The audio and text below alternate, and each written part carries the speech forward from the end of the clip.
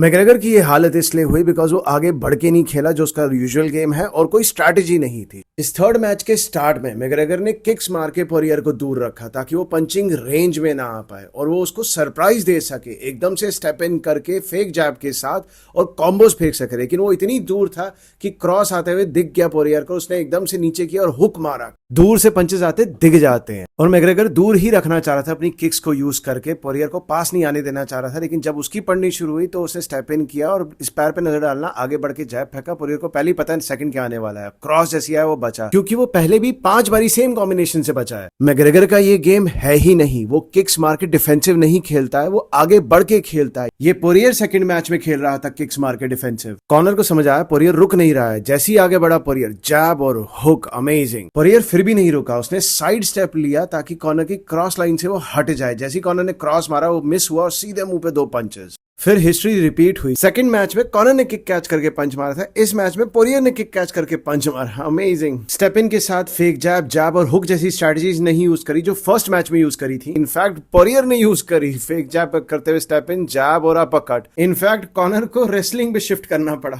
और उसने जब नी मारी तो कैच करी पोरियर ने, उसको केज की दीवार पे ले गया।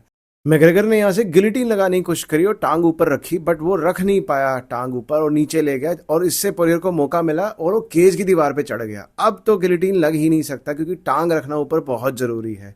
तो जैसे जैसे उसने अपनी लेग एडजस्ट करी, टांग ऊपर रखी और नीचे लेके आया पोरियर को, लेकिन तब तक पोरियर ने हाथ पकड़ लिया था मैग्रेगर का। अब गिलिटीन नहीं लग सकता तो उसने अपना हेड पॉप अप कर लिया, निकाल लिया सर। फिर मैग्रेगर ने अपना पैर फंसा लिया हिप जॉइंट पे, जो कि उसने खींच के निकाल लिया, आगे बढ़ा और फिर दोबारा फंसाया, दोबारा खींच के निकाल लिया। फिर उसने धुलाई शुरू करी, फिर तीसरी बार फंसाया और फिर मैग्रेगर ने मारी एल्बोज बहुत सारी नीचे से, लेकिन उसने फिर निकाल लिया और अब उसने धुलाई शुरू करी। अब उसकी एल्बोज में उसका बॉडी वेट है साथ में, क्योंकि वो ऊपर से नीचे मार रहा है। कॉर्नर ने फिर से पैर रखा कूले पे और उसने फिर खींच के बाहर निकाला और पास गया। नीचे से पंचेस नहीं लगते, ऊपर से ही पावरफुल वेट वाले पंचेस लगते हैं, इसीलिए आधे से ज्यादा जिजित्सु नीचे से काम नहीं करता है। ऐसा नहीं कि यहाँ से अपॉर्चुनिटी नहीं है ट्रायंगल चोक की। पॉइंट इज कि जब मुंह पे पंचेस पड़ रहे हो खींच खींच के, तो आपके पास इतनी होश नहीं होती है और इतना दिख नहीं रहा होता है। आपका मेन फोकस होता है अपना सर बचाने के। देखो उसने गिलिटीन चोक लगाने की कोशिश करी, बट वो इतना थक गया है कि वो चाह के भी नहीं लगा पा रहा और सिर आराम से निकल गया पोरियर का। फिर उसने मारना दोबारा से शुरू किया। इट इज़ वेरी टायरिंग कि नीचे से फाइट करना। वो हट गया, इसीलिए उसने कहा चल खड़ा हो जा भाई, खड़ा होकर लड़ेंगे।